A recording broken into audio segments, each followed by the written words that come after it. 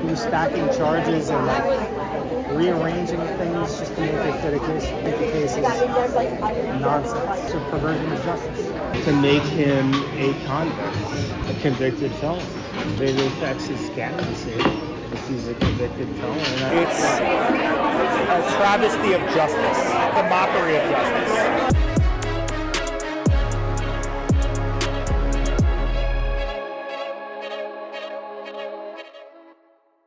Let me be clear about something on the outset. The person you'll be watching today is not the bad guy here. Unwitting whistleblower? Yeah.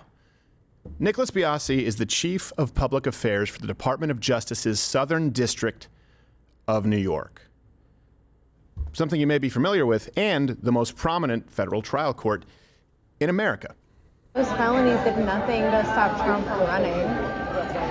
No, in fact, they made him more relevant. Did that backfire? Sure did. And the whole thing is disgusting.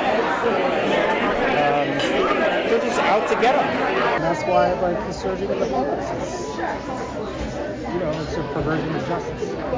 He was stacking charges and rearranging things just to make it fit a case. No, to be honest with you, I think the case is nonsense. State levels are Wild West. They're like idiots. They don't care. They're all political. So yeah, this guy's probably going to try to lock him up, and it's going to be ugly. They're so obsessed with getting him. Who is they? Alvin Bragg, yeah, who I've known for 15 years. He used to work in my office. Before he decided to prosecute Trump, did you know who he was? You do now. I'm not sure what he wants to be, but I know he's not happy just being the DA of New York County. So Alvin's very ambitious. Every real estate person in New York does what he did. Nobody's ever been charged with this until him. Mr. Biasi is just saying the quiet part out loud. The part that unfortunately matters. Lawfare? Yes. Why? Because Biasi openly says so. The ones from Alvin Bragg are a particular perversion of justice. How do you know? Because Biasi says so, and he's known him for 15 years. Election interference? At this point, is there any doubt? Are those even actual felonies? Because I was pretty sure that... No, he was stacking charges and rearranging things just to make it fit a case. No, to be honest with you, I think the case is nonsense. Every real estate person in New York does what he did. Nobody's ever been charged with this until him. And that's why I like the surging of the police. It's a perversion of justice. Those felonies did nothing to stop Trump from running. No, in fact, they made him more relevant. Did that backfire? Sure did. And was that Alvin Bragg's choice to do that? Or why? Because Alvin's very ambitious. What do you mean? He wants to be, something. I don't know what. Mayor. I'm not sure what he wants to be, but I know he's not happy just being the DA of New York County. So this is before he decided to prosecute Trump, did you know who he was? You do now. What was the point of even doing it then? To make him a convict. To make him what? A convicted felon. What if he can still run for presidency and... Yeah, but it affects his candidacy if he's a convicted felon. I was trying to count who else, because I was like, I wonder how many are against him. I think it's called Lawfare. Yes. That's what I've gathered from that. That is what they call it. So how does this even happen? How can it happen? How can the local and state level courts try President Trump with more ease and less red tape than the federal courts? That doesn't seem right to the uninitiated, but you are the uninitiated. Good thing Biasi isn't. I mean, at the federal level where I work, there is a 90-day rule where you can't make any decisions on cases that are going to affect an election.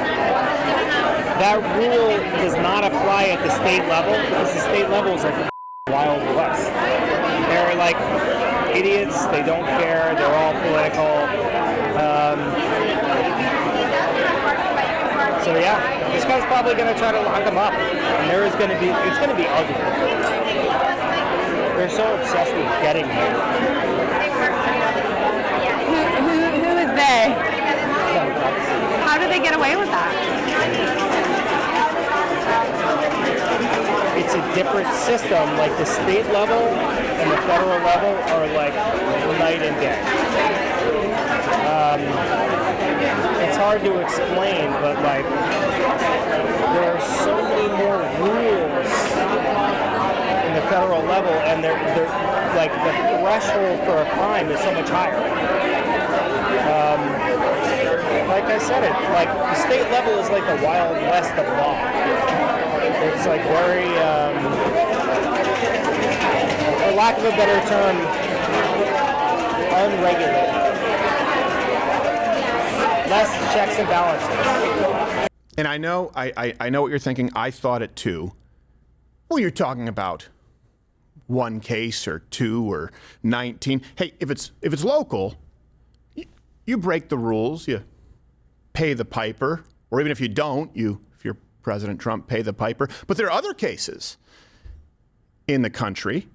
There are a lot of them where there's smoke, there's fire, right? What about the Georgia electoral interference case, right? That Donald Trump is currently having to face under Fani Willis, right? The Fulton County District Attorney who was caught having an affair with the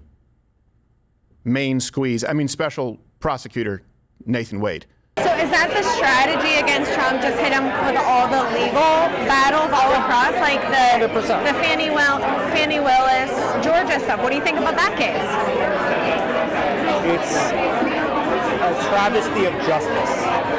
To put it mildly, it's a mockery of justice. She is a joke. Like her and her boyfriend she was seeing, the whole thing is disgusting. They're just out to get him. I guess at this point, the only argument left is why should you trust anything Biasi has to say? Let me make the case. Biasi is an expert. He has firsthand knowledge and experience. And despite how the media is going to try and spin this, he is kind of an authoritative voice as the chief of public affairs for the Department of Justice's Southern District of New York. This man knows the players, he knows the game, and he knows that it is rigged.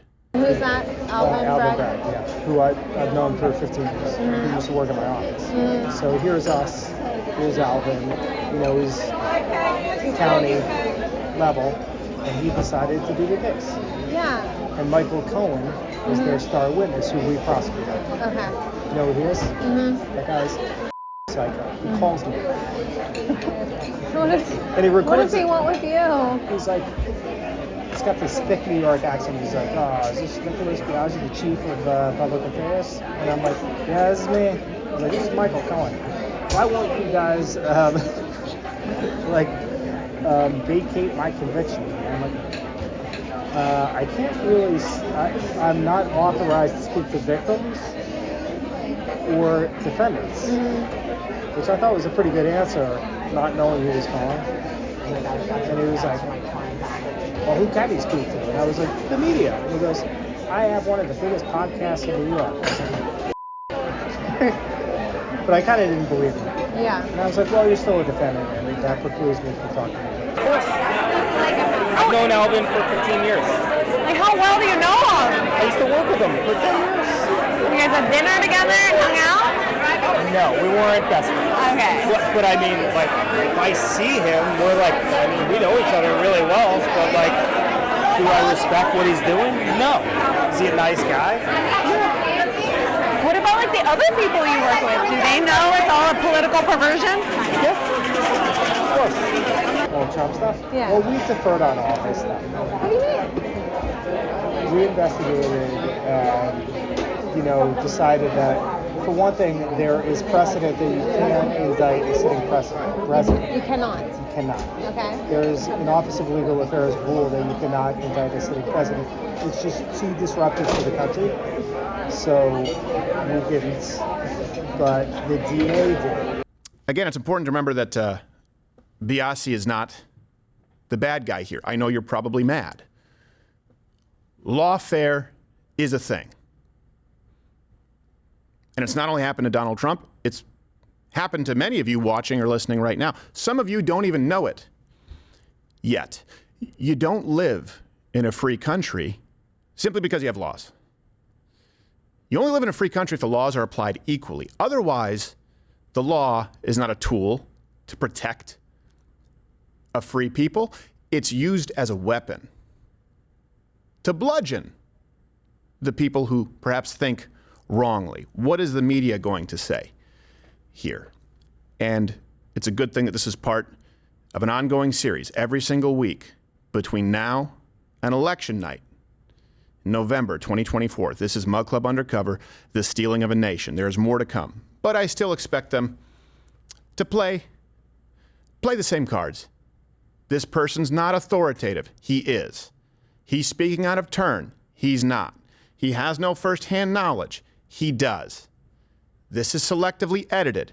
If you join and go to louderwithcrowder.com/mugclub, you can see it unedited. There's no smoking gun there. It's just boring. You want to watch them order drinks? Some of them are awful drinks. That's the most offensive part in all of this, but it's not my job to comment on that.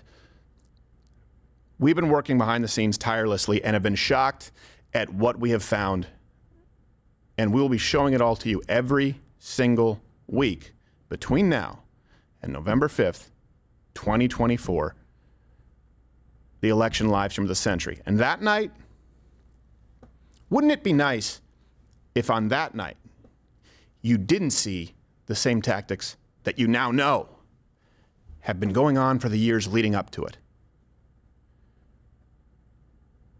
I fully expect the media to attack the messenger.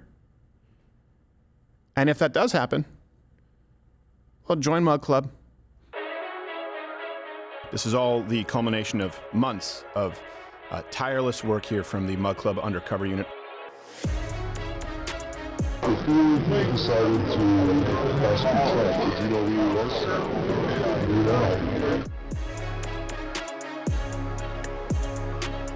It's a travesty of justice. To put it mildly, it's a mockery of justice. The whole thing is disgusting.